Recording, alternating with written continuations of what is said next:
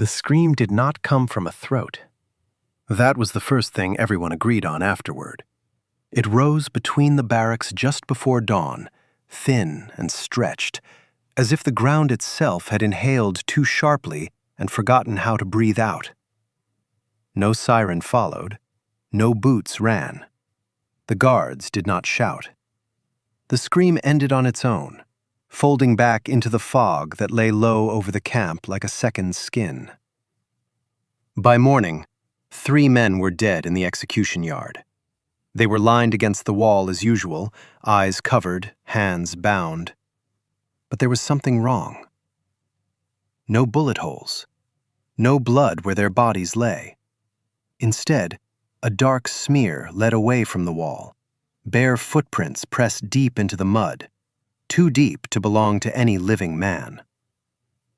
The guards said nothing. They dragged the bodies away and washed the yard with hoses until the ground looked clean again. But the footprints remained in people's minds.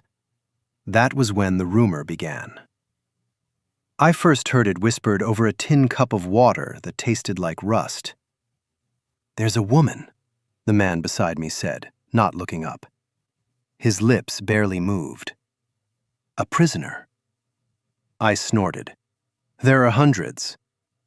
"This one chooses," he replied. I laughed then. It came out wrong, too loud, too sharp. Laughter did not belong in that place. A few heads turned. The man leaned closer. "She chooses men from the execution line. If they agree to become her shadow, she pulls them back." "Back from where?" He finally looked at me. His eyes were flat, empty. "From the wall?" I shook my head. "You do not come back from the wall." "That's what makes it a rumor," he said. The camp had a way of grinding down anything that resembled hope. Even lies had to work hard to survive. Still, the story spread, quietly, carefully, like contraband passed hand to hand. Some said she had once been a doctor. Others said she was a witch. A few claimed she never spoke at all, that she simply appeared beside the condemned and placed a hand on their arm and led them away while the guards watched and did nothing. The most disturbing part was not that men survived. It was that they returned, changed. I saw one of them 3 days later. He walked behind a woman near the supply shed, half a step back, eyes fixed on the ground. He moved when she moved, stopped when she stopped. When another prisoner bumped into him, the man did not react. He swayed slightly, as if tethered by an invisible string. Someone whispered, "That's a shadow." The woman did not look like a savior. She was small, wrapped in the same gray uniform as everyone else. Her hair was cut short and uneven, as if she had done it herself with dull scissors. There was nothing remarkable about her face. If I passed her without context, I would not remember her. But when she turned her head, the air around her felt thinner. She glanced at me once. Just once. My stomach clenched for no reason I could name. That night, I dreamed of standing at the wall with my eyes uncovered. The stone was wet, breathing slowly. When I pressed my palm against it, it pressed back. I woke up choking on my own fear. 2 days later, my name was called. There is a particular sound boots make when they stop behind you. It is not loud. It is final. I stood with 6 others, our hands bound, sacks pulled over our heads. Someone was praying. Someone else was sobbing. I did neither. I was too busy trying to keep my heart from breaking my ribs. We were marched forward. The execution yard smelled of old metal and damp earth. The wall was close. I could feel it even through the sack, a presence like a held breath. "Any last words?" a guard asked, bored. No one answered. Then another sound entered the space. Footsteps. Slow, unhurried, Not the sharp rhythm of boots, but something softer. Human. The guard cursed under his breath. A hand touched my arm. I flinched violently. "Look at me," a woman's voice said. The sack was lifted. Light burned my eyes. Shapes swam into focus. The wall. The guards. The woman standing in front of me. Up close, she looked even more ordinary. Pale skin, calm eyes. No fear in her posture at all, as if death were a minor inconvenience. "Do you agree?" she asked. "Agree to what?" I whispered. "To be my shadow." My mouth was dry. "What does that mean?" "It means you walk where I walk," she said.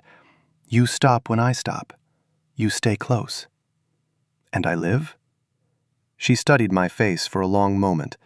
I felt exposed in a way that had nothing to do with the gun aimed at my back. "You do not die today," she said finally. A shout came from one of the guards. "This is a waste of time!" The woman did not look at him. Her eyes stayed on mine. "Choose," she said. Behind me, the first shot was loaded. I thought of nothing noble, nothing brave. I thought of the scream between the barracks, of the footprints in the mud, of the way fear had been eating me slowly anyway. "Yes," I said. "I agree." Her hand closed around my wrist. The grip was cold. She pulled me sideways. The guards did not stop her. I stumbled, nearly falling. And then I was standing away from the wall, my heart still beating, my lungs still burning. Shots rang out behind me, sharp, final. I did not turn around. "Follow," she said. And I did. That was how I became a shadow. At first, I expected something to happen. Pain, transformation, a cost made visible. But nothing did. I walked behind her through the camp while men stared and pretended not to. I was given water, bread, a place to sleep near hers. No one explained anything. She did not speak to me again that day. At night, lying on the wooden bunk, I realized something was wrong. My fear had not faded. It had sharpened. It pressed against my ribs, thick and heavy, as if it no longer belonged to me alone. From the bunk below, another shadow stared at the ceiling, eyes wide open, unblinking. In the darkness, I heard the woman breathing, slow, even, satisfied. Fear changes shape when it no longer belongs only to you.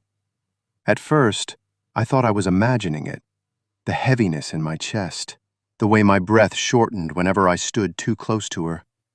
Fear was natural in the camp. It soaked into the skin like smoke. But this was different. This fear had direction. It leaned toward her. She moved through the camp as if it were already empty, not cautious, not defiant, simply untouched. Guards glanced at her and then away. Prisoners stepped aside without being told.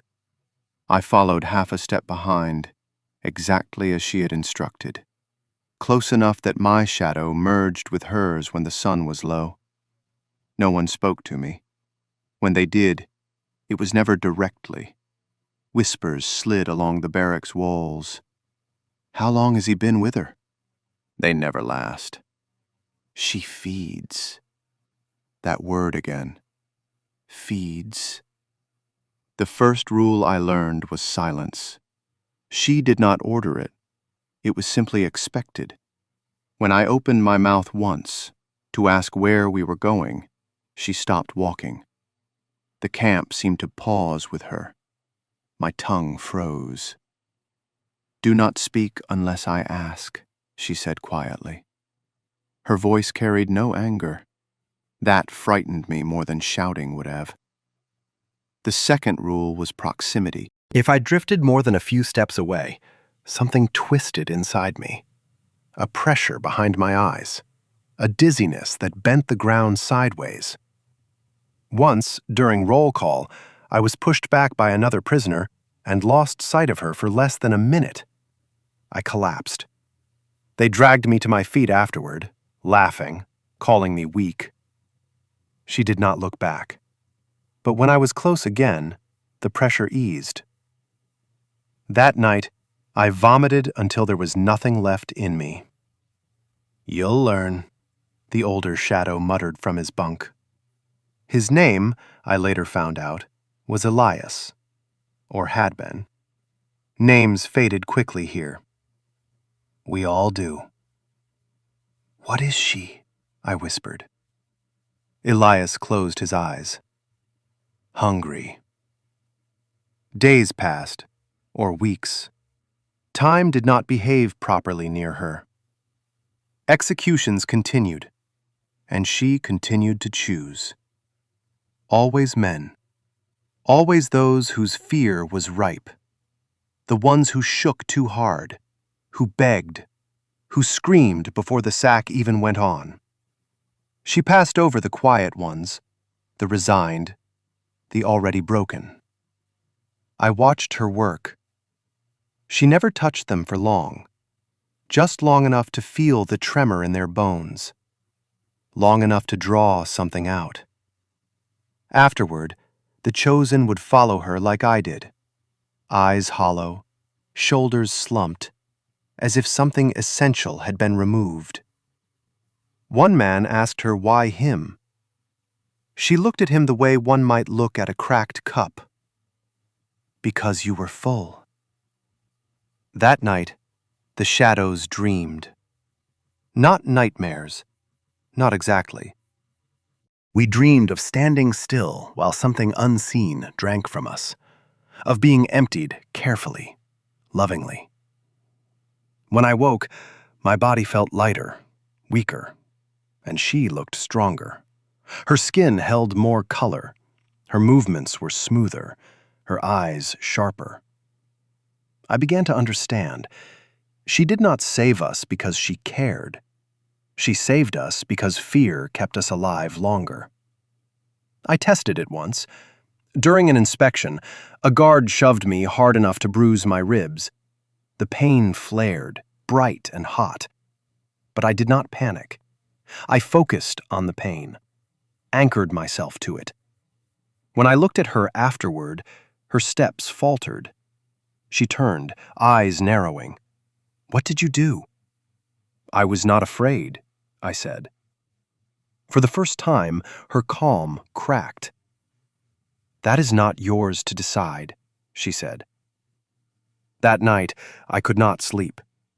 The air around her felt restless, unsettled, like an animal pacing inside a cage. Elias whispered to me in the dark, "Careful, she does not like empty wells." "What happens to the shadows?" I asked. "When she's done?" Elias was quiet for a long time.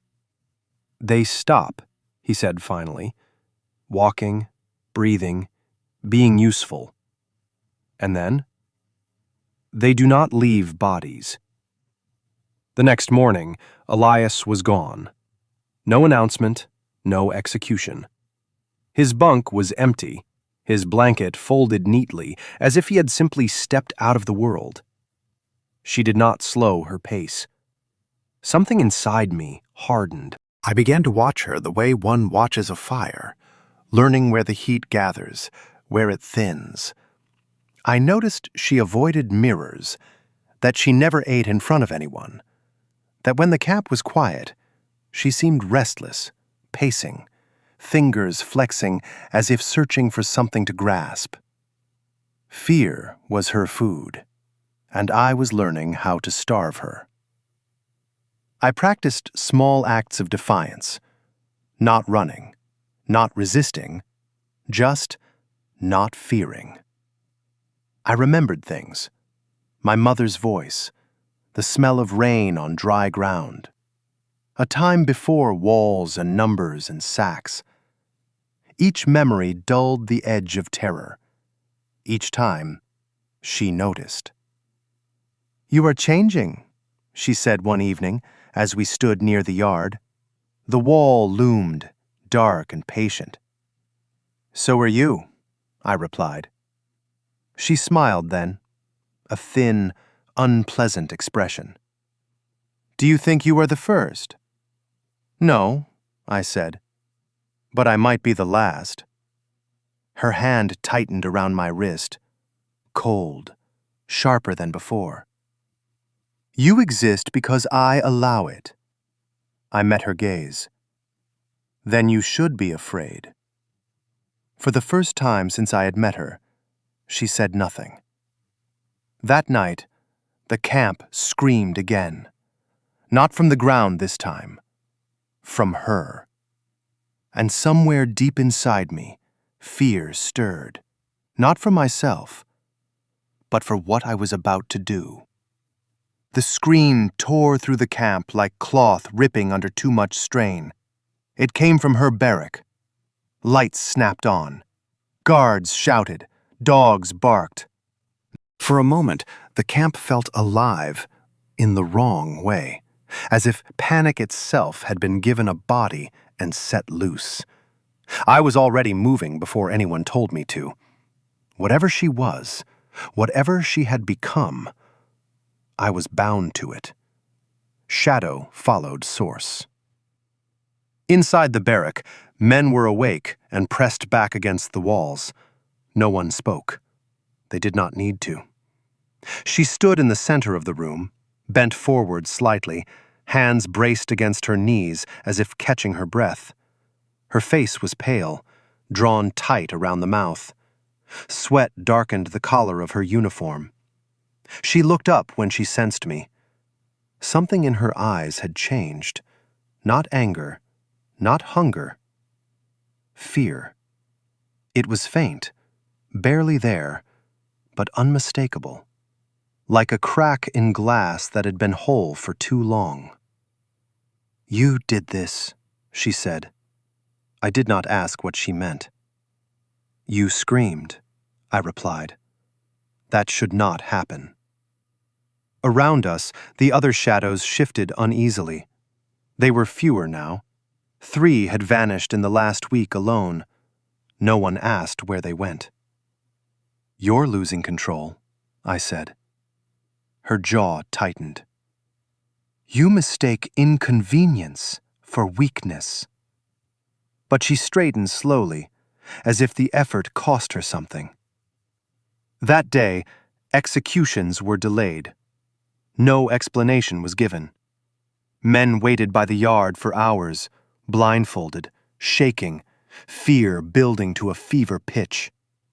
Normally, she would have walked among them, choosing, feeding. She did not appear. I stood near the fence, watching her absence ripple through the camp. Fear without release curdled. Some men screamed. One laughed hysterically. Another fainted. I felt it too. Fear pressing against my ribs, searching for a place to go. She was starving. By evening, the guards were uneasy. Order depended on routine, and she had become part of it. A sickness they had accepted because it kept things smooth. That night, she finally emerged. She moved differently now, less fluid. Her steps dragged as if the ground resisted her. When she reached the line of condemned men, she did not look at them right away. She closed her eyes, inhaled slowly. I felt it then. A pull, stronger than before. My vision blurred. My hands shook. She was feeding directly from me. I clenched my jaw and thought of nothing. Not hope, not defiance, nothing at all. The pull weakened. Her eyes snapped open. She swayed. "What are you?" she whispered. I stepped closer than ever before, close enough that my shadow covered her feet. "You made me this." Her hand rose as if to strike me or grasp me. It stopped halfway, fingers trembling. Around us, the men waited. Fear thickened the air. "Choose!" a guard barked impatiently. She looked at the line, at the terror she should have consumed. Her lips parted. Then she turned away. "No one," she said hoarsely. The guard stared at her. "That's not how this works." She met his gaze. For the first time, I saw effort in her expression, as if she were forcing something down. "It does now." A murmur ran through the prisoners. Confusion, hope, rage, fear twisted into new shapes.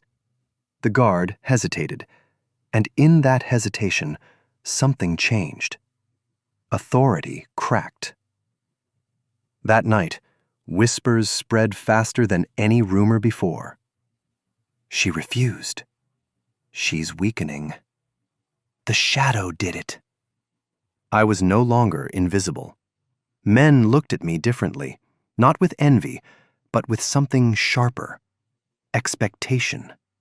Fear. She confronted me after midnight. "You are poisoning them," she said. "They already were," I replied. Her breathing was uneven. I had never seen her like this. She had always been controlled, contained. Now she paced the length of the barrack like a caged animal. "If they stop fearing," she said, "they will die anyway." "So will you," I said quietly. She stopped. "You do not understand what I am." "I understand hunger," I said, "and I understand that you taught me how to endure it." Her eyes burned. "I am the reason you still breathe." "No," I said. "I am the reason you still do." Silence stretched between us. Outside, the camp was restless. A thing denied its rhythm. "You think you've won," she said at last. "But you do not know what happens when I starve." "I'm counting on it." Her hand closed around my throat. The pressure was immediate, crushing. My vision darkened. Fear surged, hot and sharp, and exactly what she needed. I felt her drink, and then I let go. I did not fight. I did not panic. I did not cling to breath. I remembered the wall, the scream, the footprints in the mud. I accepted the fear instead of resisting it. It flowed through me and out, and leaving nothing behind.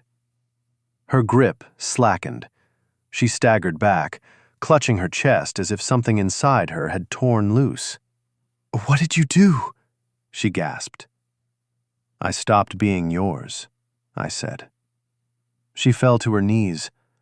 For the first time since the rumor began, the camp heard her cry again. But this time, it sounded human. She did not die. That was the first mistake everyone made. When dawn came, she was still there, curled on the floor of the barrack, breathing shallowly, eyes open but unfocused. Guards stood at a distance, unsure what to do with a phenomenon that no longer obeyed its own rules. The executions were canceled again. Not postponed. Canceled. No one said the word aloud, as if naming it would summon consequences. The camp felt unbalanced, like a structure with one supporting beam quietly removed. She motioned for me when she finally noticed the light. "Come closer," she said. Her voice was hoarse, scraped raw. I did. Up close, she looked older. Not aged in years, but worn thin, like fabric rubbed too often against stone. The color had drained from her face. Her eyes no longer reflected the camp. They reflected inward. "You want to know what I am?" she said. "I already do," I replied. "But tell me anyway." She laughed weakly. I was not born like this. No one ever was. Before the camp, she continued, there was another place, another wall, another system that needed things to run smoothly. Her fingers curled into the dirt. They taught me to listen, to fear. They broke me carefully. I waited. Silence was no longer her weapon. It was mine. When the execution started, she said, I screamed. Every time. Inside. It kept me alive.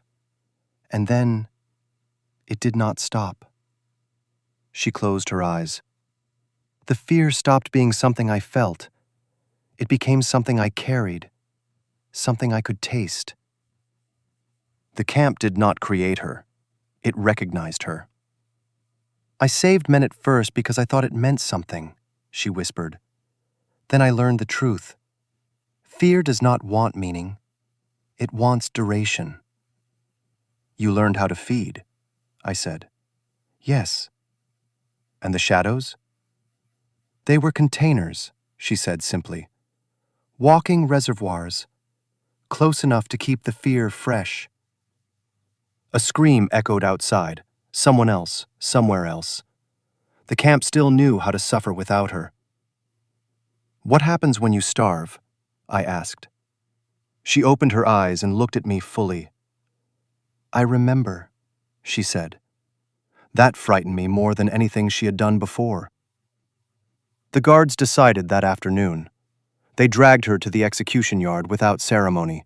No sacks. No speeches. Just an attempt to restore order by force. I followed, because I had no choice. Or because I finally did. The wall waited. Men gathered at a distance, watching. Some with hope. Some with anger. Some with disappointment. She stood before the wall and laughed softly. You think this ends me? One guard raised his rifle. His hands were shaking. I stepped forward. Wait, I said. All eyes turned to me. She does not die like this, I continued. She ends. They did not understand the difference, but they hesitated, and that was enough. I walked to her side. Are you afraid? I asked. She searched herself for the answer. Yes, she said finally. For the first time in a long while. Good, I said. Then feel it. I did not touch her. I simply stood there and let my absence do the work. The fear had nowhere to go. No shadows, no reservoirs, no permission. She screamed. This time it came from a throat. The wall darkened, not with blood, but with something like frost, spreading outward in delicate veins. The air grew sharp.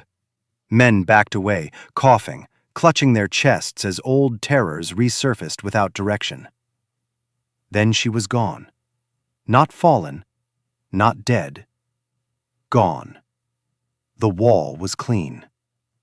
For a long time, no one moved. That night, executions resumed. But something was wrong.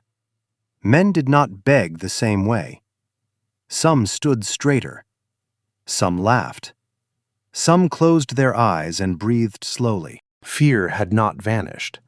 It had been returned, and the camp did not know how to handle it. I expected to die within days. Instead, I was left alone. No one ordered me to follow anymore. No one told me where to stand. The guards watched me carefully, as if waiting for something to leak out of me. Rumors shifted shape. They no longer spoke of a woman who saved men. They spoke of a man who broke a miracle. And in the quiet moments, when the camp settled into uneasy sleep, I felt something stirring inside me. Not hunger. Responsibility. Responsibility is heavier than fear. Fear burns fast. It sharpens, then fades, leaving exhaustion behind. Responsibility settles into the bones. It does not shout. It waits. After she vanished, the camp tried to return to its old shape. Schedules were restored. Whistles blew. Boots marched. The wall did what it had always done. Men still died. But the rhythm was wrong. Without her, fear no longer flowed in a single direction. It pooled. It surged. It turned back on itself. Guards grew crueler, then sloppier. Prisoners whispered louder. Small acts of defiance appeared like cracks in ice, someone standing too straight, someone refusing a blindfold, someone singing under their breath while waiting. They blamed me. Not openly, not yet. Blame in the camp was a slow poison.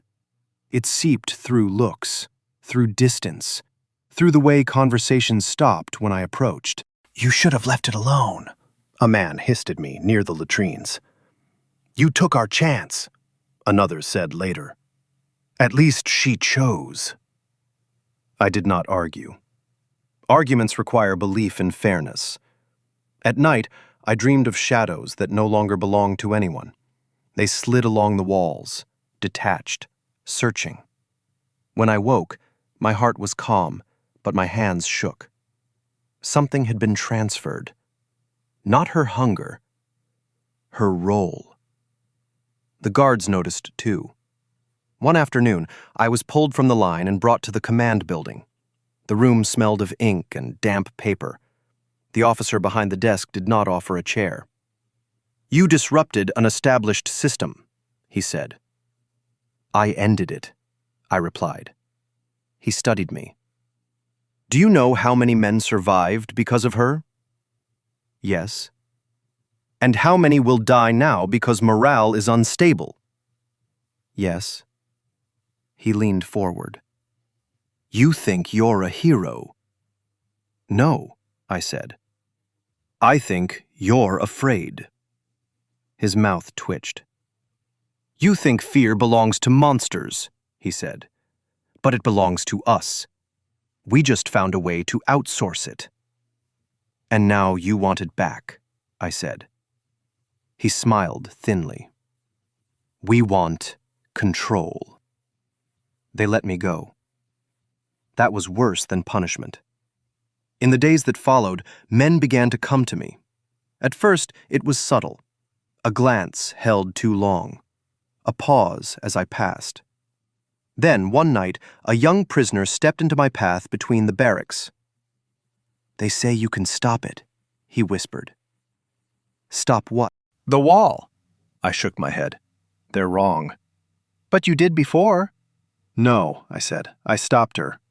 He looked at me with something like despair. "What's the difference?" I had no answer. The rumors grew teeth. They said I had absorbed her power, that fear bent around me now, that if a man stood close enough, breathed slow enough, he might be spared. I denied it, loudly, repeatedly. It did not matter. Belief does not require truth, only need. The first time it happened, I did not understand what I was doing. There was a group at the wall, 5 men, no woman, no interruption, just the rifles being raised. One of them met my eyes across the yard. He was not screaming, not begging. He was calm in a way that felt deliberate. I felt something stir, a pressure, familiar and unfamiliar at once. Not hunger, gravity. The air around us thickened. The moment stretched. A guard swore. The man did not die. The rifle jammed. Then another. Then another. Chaos erupted. Shouts, blows. The man was dragged away, beaten, but alive. That night, the camp did not sleep. Neither did I. I understood then the final cruelty of what she had made me. She had not fed on fear because she was unique. She had fed because someone had to. Fear does not disappear. It accumulates. It seeks shape, vessel, function. I had broken the old container and become a new one. Men began to stand closer to me before executions, not touching, just near. Guards pushed them back. Sometimes it worked, Sometimes it did not. Each time, I felt it. Fear flowing toward me. Not draining, not consumed, held. It pressed into my chest, my throat, my skull. I learned how to breathe around it, how to let it pass through without rooting. But it was taking something. I was forgetting things. My mother's face blurred. The smell of rain faded. My own name felt unnecessary. I confronted the truth in the quietest way possible. I stood in front of the wall, alone at night. No audience, no rifles. I pressed my palm to the stone. It was cold. It did not breathe anymore. I would not replace you, I whispered to the absence she had left behind. I would not. The camp answered with silence. The next morning, the officer returned. "You can end this," he said. "Take her place. Make it orderly again." "And if I refuse?" He shrugged. "Then we will make you an example." I believed him. That evening, I walked into the execution yard before anyone called my name. Men watched from the shadows. Guards raised their weapons instinctively. I stood with my back to the wall, not bound, not blindfolded. I closed my eyes and did something she never had. I let myself be afraid. Not sharply, not violently, fully. Fear poured in from every direction. Every death, every scream, every unfinished life. I did not hold it. I did not feed on it. I let it burn through me. The shot rang out. I fell, but I did not die. The wall cracked, not visibly, not dramatically, but something ancient in it gave way. Fear no longer gathered there. It scattered. The camp screamed, not in terror, but in confusion, as a structure built on a single pressure point failed. I lay on the ground, bleeding, laughing weakly at the sky. I had not saved anyone. I had made it impossible for someone else to pretend they were. That night, the rumors changed for the last time. They no longer spoke of a woman. They no longer spoke of a man. They spoke of a place where fear could no longer be stored. And that frightened them more than any miracle ever had. End of Part 5. They did not kill me. That disappointed everyone. The shot passed through my shoulder, shattering bone, tearing muscle, missing the heart by the width of a finger. Pain came later, after confusion, after shouting, after boots surrounded me and then retreated again, as if no one wanted to be the one to finish what had been started. I lay on the ground longer than necessary, not because I could not move, but because I needed to know whether fear would return if I stood up. It did not. The execution yard felt wrong, empty in a way that had nothing to do with the absence of bodies. The wall stood as it always had, tall and stained, but it no longer pulled at the chest. It no longer gathered anything. It was just stone. That was the first true change. They dragged me to the infirmary, which was little more than a room where pain went to wait. Someone bandaged me. Someone else muttered that I should have died. No one met my eyes. I slept for 2 days. When I woke, the camp was quieter than I had ever known it. Not peaceful, not calm, uncertain. Executions continued, but something fundamental had broken. Men still feared death, of course they did, but it was no longer organized, no longer refined. Fear rose and fell without direction, and that made it dangerous. Guards began to hesitate. Prisoners began to watch. Without a vessel, fear did what all uncontained things do. It spread. Small revolts flared and burned out quickly. Fights broke out for no reason and ended without victory. A guard shot a man during roll call and spent the rest of the day shaking, unable to hold his rifle steady. Order existed only because everyone pretended it still did. The officer came to see me once more.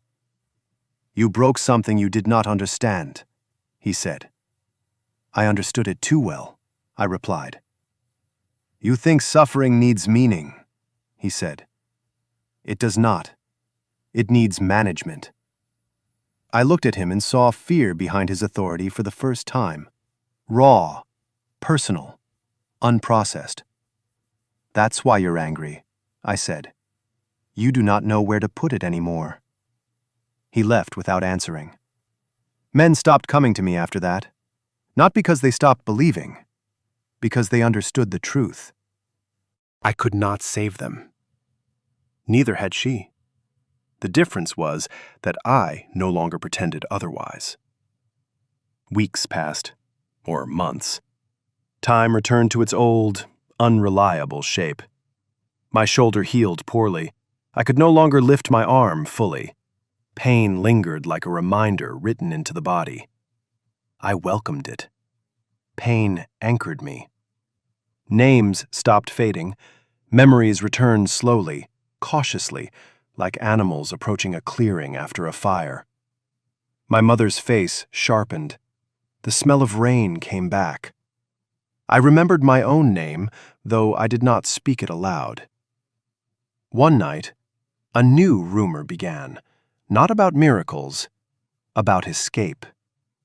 It started small, a guard bribed, a gate left unlatched, a transport delayed. Fear no longer pooled at the wall.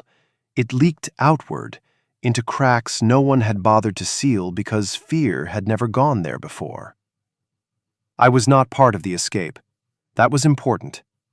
I watched from the barracks as men ran, as shots rang out, as dogs barked, as chaos finally found a direction it could follow. Some escaped. Most did not. But the idea had entered the camp, and ideas do not require permission. The next day, the wall was unused. The day after that, the camp command was replaced. The system adapted, as systems always do. Less dramatic executions, more paperwork, more disappearances that no one could point to. Cruelty survived, it always does, but the miracle did not return. No woman appeared between the rifles and the men. No shadow followed anyone. Fear was no longer given a face. That was its punishment. On my last night in the camp, before I was transferred somewhere worse, or better, or simply different, I dreamed of her. She stood by the wall, as she had always done, but she was smaller now, almost transparent. "You did not win," she said. "I know," I replied. "You did not save them." "I know." She watched the wall. "They will build something else, another place to put it." "Yes," I said. "And someone else will decide whether to carry it." She turned to me. "Would you do it again?" I thought of the shadows, of Elias, of the men who had stood straighter at the wall, of the ones who had run. "Yes," I said, "because now they know it's a choice." She smiled then, not thin, not hungry, human. When I woke, the camp was gone from my window. Years later, I would learn that the place was closed, not because it became kinder, but because it became inefficient. Fear without structure costs more than it yields. That is the truth no one likes. Fear can be weaponized, but it can also be returned. And when it is, everyone must decide what to do with their share. Some will build walls. Some will become shadows. and some will stand, unarmed, and let it pass through them, knowing it will hurt, knowing it will not last, knowing that freedom is not the absence of fear, but the refusal to let it be fed. That is what the camp taught me. That is what survived.